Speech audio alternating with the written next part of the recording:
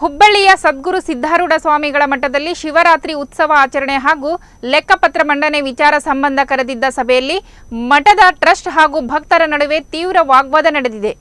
ಸಭೆಯಲ್ಲಿ ಮಠದ ಅಭಿವೃದ್ಧಿ ಕೆಲಸಗಳ ಖರ್ಚು ವೆಚ್ಚದ ಬಗ್ಗೆ ಭಕ್ತರು ಮಾಹಿತಿ ಕೇಳಿದ್ದು, ಟ್ರಸ್ಟ್ ಅಧ್ಯಕ್ಷರು ಮತ್ತು ಧರ್ಮದರ್ಶಿಗಳು ಮಾಹಿತಿ ನೀಡದೆ ನಡೆದುಕೊಂಡ ನಡೆ ಭಕ್ತರ ಆಕ್ರೋಶಕ್ಕೆ ವ್ಯಕ್ತವಾಯಿತು. ಈ ಬಗ್ಗೆ ಭಕ್ತರ ಒತ್ತಡ ಹೆಚ್ಚುತ್ತಿದ್ದಂತೆ ಅಧ್ಯಕ್ಷರು ಮತ್ತು ಧರ್ಮದರ್ಶಿಗಳು ಸಭೆ ರದ್ದುಪಡಿಸಿದರು.